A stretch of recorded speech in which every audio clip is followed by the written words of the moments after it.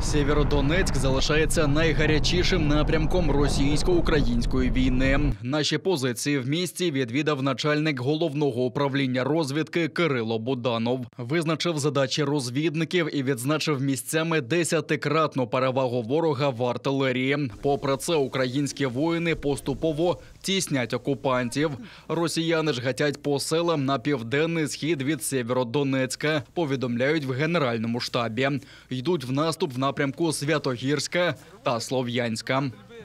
На Бахмутському напрямку противник вів обстріли позицій наших підрозділів із мінометів, ствольної та реактивної артилерії в районах населених пунктів Золоте, Оріхове, Гірське, Врубівка, Клинове, Білогорівка, Покровське та Роти.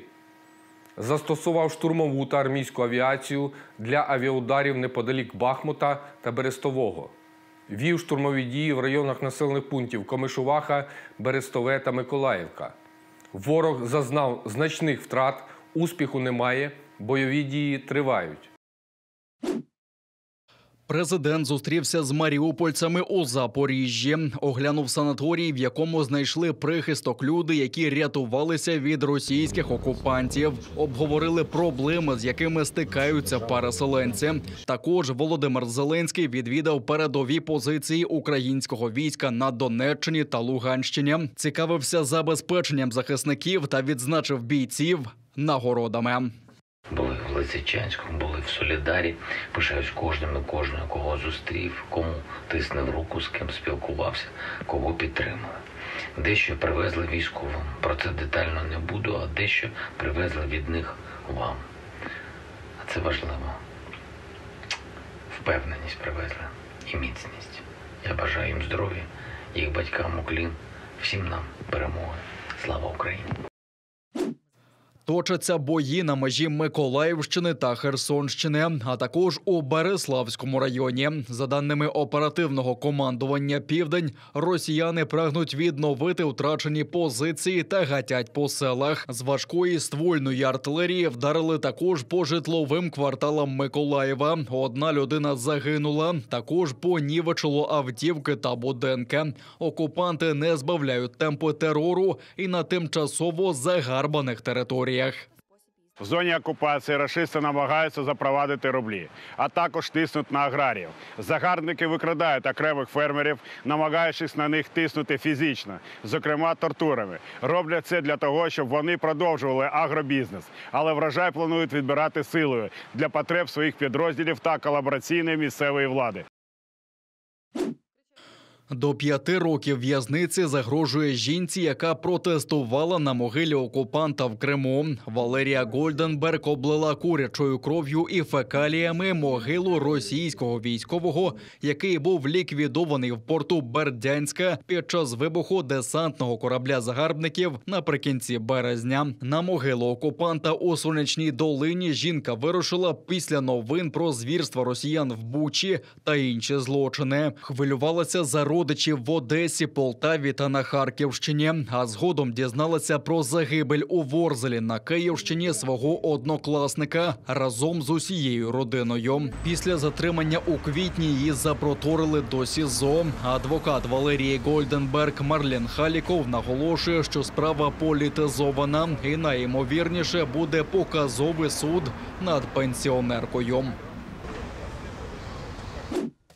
Росія серед найбільших порушників релігійних свобод у світі. Про це йдеться у звіті Державного департаменту США. Спеціальний посол у справах міжнародної релігійної свободи Рашад Хусейн заявив, що Москва посилила переслідування за релігійною ознакою. Влаштовують облави у помешканнях кримських татар, яких звинувачують нібито в екстремізмі та супроводжують це насильством. Це ж стосується і переслідування свідків Єгови. Нових обертів релігійні злочини набули після початку нової фази війни. Зокрема, на тимчасово окупованих територіях України РФ застосовує релігійні споруди як військові об'єкти.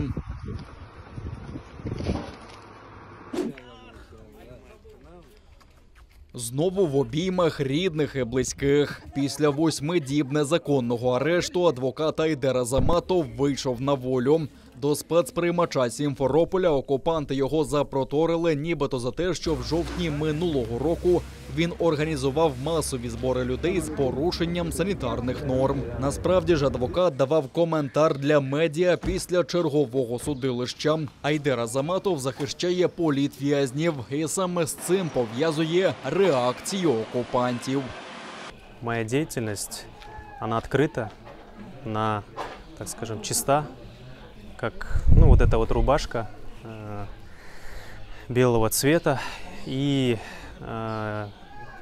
моя деятельность адвокатская напрямую зв'язана з даним адмінарестом. Раніше за тим же звинуваченням окупанти загратували ще 2 адвокатів – Еміні Авамілєву та Назіма Шейхмамбетова. Вони разом з Айдером Азаматовим захищали свого колегу Едема Сімідляєва, якого окупанти оштрафували на 75 тисяч рублів, нібито за дискредитацію російської армії. Но несмотря на это, мы будем делать и продолжать делать то, что обязаны, да, когда наш народ преследует. Когда мы встречали Назима, когда люди сталкиваются с несправедливостью, когда народ какой-то сталкивается с несправедливостью, просто беспрецедентной несправедливостью и ложью, люди либо боятся, либо борются. Да. Мы сегодня избрали путь борьбы, мирной борьбы. Вина вся этих адвокатов в том, что перед Россией, в том, что они, в общем-то, рушат их дела, рушат их процессы, и, в общем-то, их дела терпят полностью фиаско. Поэтому они такое терпеть не могут, в общем-то, и вот то, что мы видим, это происходит. Їх називають народними захисниками. Родичі політв'язнів, які зустріли Айдера Азаматова, а перед тим його незаконно заарештованих колег, знають їх як професіоналів та відданих своїй справі та народу. Данные адвокаты преследуются, так как они поддерживают наших близких и родных в это несправедливое, в это тяжелое время. Мы благодарим им за то, что они всегда рядом с нашими семьями, с нашими близкими и родными. Айдермен таныш болдум, хоча менин оглум административ. Я вперше познайомилася з Айдером, коли на мого сина було складено адміністративний протокол. Він захищав його в суді. Знайомі з ним із 2017 року. Він дуже освічений, грамотний, сумлінний адвокат. Наші адвокати один кращий за іншого. Раніше, у 80-ті роки, ми були в такому русі, а тепер вони. Я пишаюся нашою молоддю. Адвокати одностайні. Попри залякування окупаційної влади, і надалі обстоюватимуть права кримсько-татарського народу та усіх, хто піддається репресіям на тимчасово окупованому півострові.